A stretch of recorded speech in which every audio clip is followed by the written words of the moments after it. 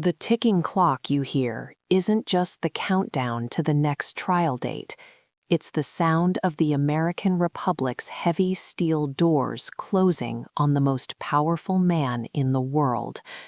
As of this hour, the Fortress Trump legal strategy has officially been breached. In a move that has sent absolute shockwaves from the hallowed halls of the West Wing to the gold-trimmed bunkers of Mar-a-Lago, the United States Supreme Court has just issued a final, flat-out rejection. There will be no more delays, no more stays, no executive shield. This wasn't a 50-page dissertation on the nuances of Article 2. It was a one-line execution of a legal dynasty. With the stroke of a pen, the High Court has signaled that the invincibility Donald Trump spent years constructing is a myth. Federal marshals are now effectively on standby, and the countdown to accountability is no longer a threat. It is a reality. Tonight, we go inside the meltdown that is reshaping history. Welcome to the Verdict Watch USA. Close your eyes and imagine the atmosphere inside that marble chamber. The air was thick with the scent of old paper and the crushing weight of history. When the clerk handed down the order, the silence was glacial. This was the betrayal of the century for the MAGA faithful. Trump's hand-picked justices, Gorsuch, Kavanaugh, Barrett, didn't offer a single word of dissent. They didn't ride to the rescue. They simply stepped aside.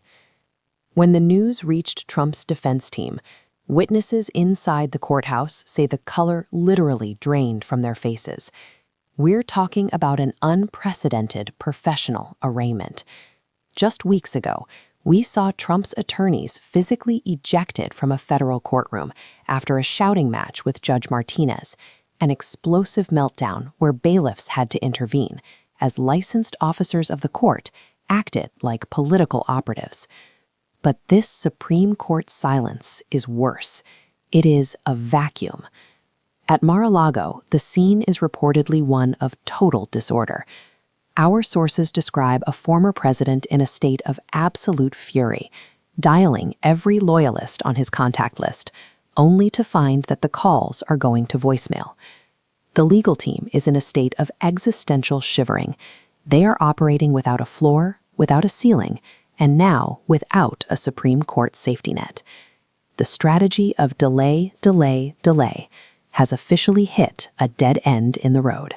To understand why this one-line rejection is so lethal, we have to look at the massive legal bonfire the administration has been stoking throughout 2025 and early 2026.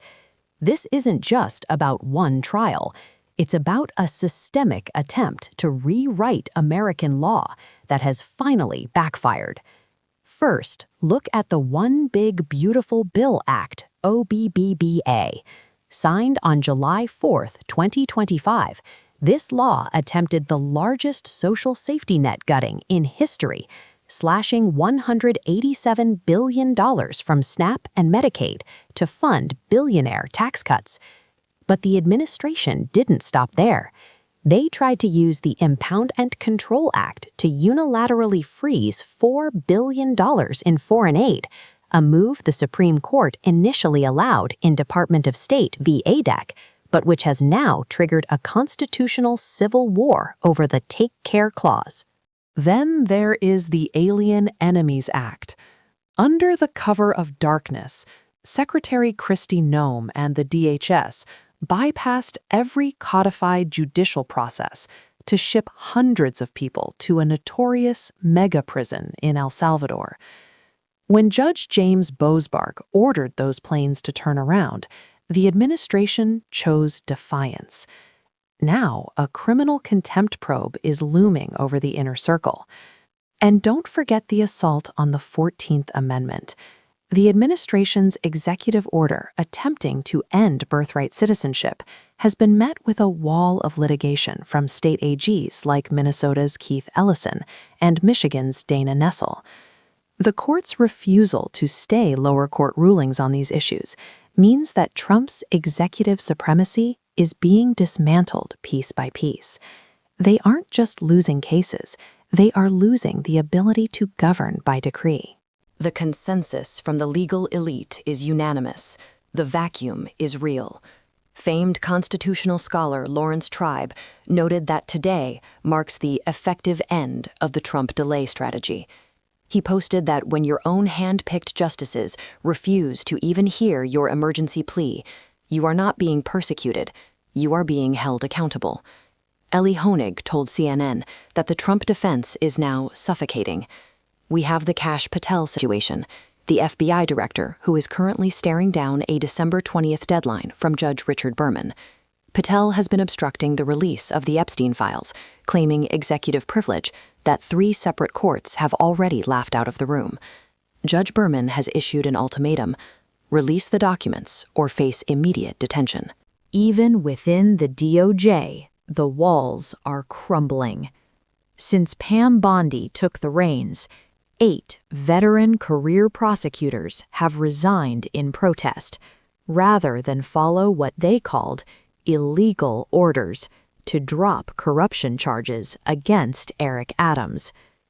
The reporting from Politico and MSNBC is clear. The Law and Order Administration is currently the primary target of the law itself. From the DOJ lawsuits regarding Elon Musk's self-dealing to the military strikes in Venezuela and the capture of Nicolas Maduro, the administration is stretching the Constitution until it snaps, and the Supreme Court just decided they aren't going to help tie it back together. We are standing at the precipice of a generation's Watergate, but the stakes this time are existential. The capture of Maduro and the claim that the U.S. will run Venezuela has raised terrifying questions about war powers. Domestically, the attempt to use the National Guard for routine policing in Chicago and Portland was a bridge too far for the judiciary. This Supreme Court rejection is the final signal.